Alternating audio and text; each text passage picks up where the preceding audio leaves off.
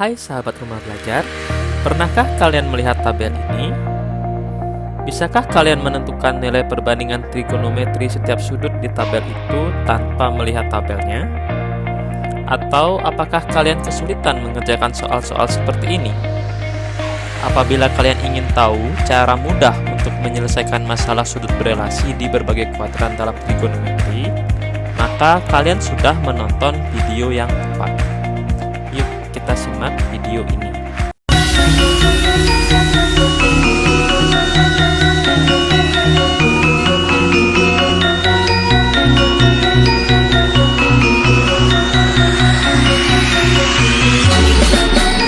Om Swastiastu. Perkenalkan, nama saya Iputu Heri Gita Rusma. Sahabat semua bisa memanggil saya Mr. Heri. Saya guru di SMA Negeri 1 Kutai Selatan.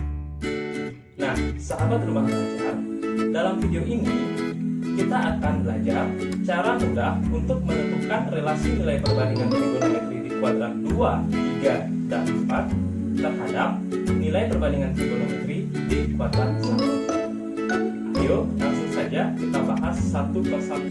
Yang pertama, kita mulai dengan memahami kuadran. Untuk mudahnya, bisa sahabat perhatikan gambar bidang kartesius ini. Nah, jika kita buat sebuah sudut di pusat koordinat ini, misalkan kita sebut alfa dengan sumbu x positif sebagai kaki sudutnya, maka sudut alfa akan berukuran antara 0 sampai 360 derajat, dihitung dari sumbu x berlawanan arah jarum jam.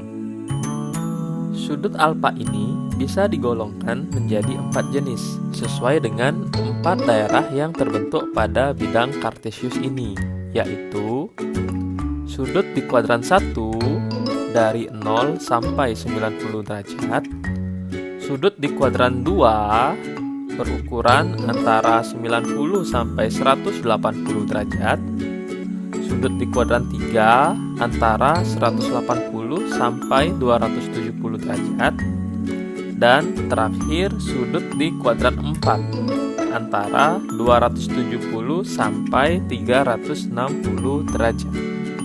Oke sahabat rumah belajar, jadi jelas ya apa yang dimaksud dengan kuadran? Nah sahabat, setelah memahami kuadran, selanjutnya kita akan menyimak 2 poin penting dari topik ini. Poin penting pertama adalah menentukan bentuk relasi dari sudut-sudut di kuadran 2, 3, dan 4 terhadap sudut di kuadran 1. Berelasi artinya memiliki nilai perbandingan trigonometri yang berkaitan, tetapi ada kemungkinan beda tanda. Untuk mudahnya, perhatikan gambar berikut. Kita misalkan sudut di kuadran 1 sebagai alfa, jadi besar sudut alfa berkisar antara 0 sampai 90 derajat. Sedangkan sudut lainnya di luar kuadran 1 sebagai beta, jadi beta berukuran lebih dari 90 derajat.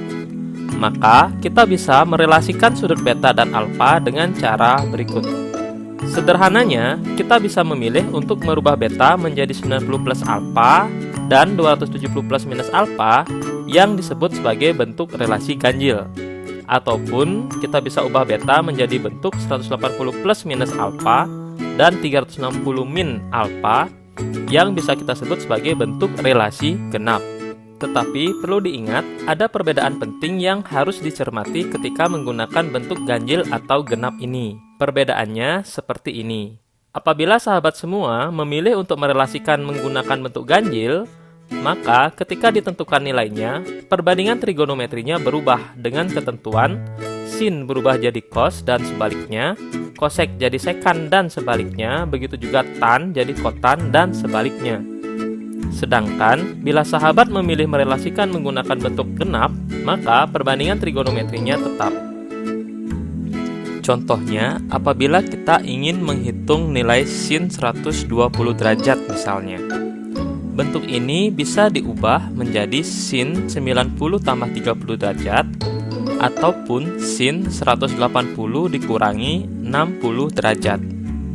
Nah, jika sahabat memilih merubah sin 120 ini menjadi bentuk ganjil, yaitu 90 tambah 30 derajat, maka ketika direlasikan, sin berubah menjadi cos.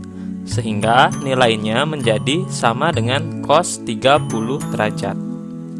Sedangkan jika sahabat memilih mengubahnya menjadi bentuk genap, yaitu 180 dikurangi 60 derajat, maka ketika direlasikan, perbandingannya tetap sin, yaitu sama dengan sin 60 derajat.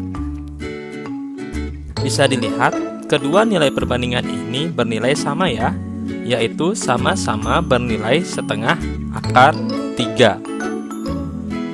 Nah, gimana sahabat semua? Mudah dipahami ya? Nah, sahabat, setelah memahami cara membuat bentuk relasinya, selanjutnya kita akan menyimak poin penting kedua dari topik ini. Oke, perhatikan lagi gambar ini. Masing-masing kuadran ini memiliki karakteristik berbeda-beda dilihat dari nilai perbandingan trigonometri sudut-sudutnya, yaitu di kuadran 1, semua nilai perbandingan trigonometri baik sin, cos, tan, sekan, kosek, dan kotan semuanya bernilai positif. Sedangkan di kuadran 2 hanya sin dan kosek yang bernilai positif. Selanjutnya di kuadran 3 hanya tan dan kotan yang positif. Dan terakhir di kuadran 4 hanya cos dan sekan yang bernilai positif. Karakteristik inilah salah satu poin penting yang perlu sahabat ingat ketika menentukan nilai perbandingan trigonometri di berbagai kuadran.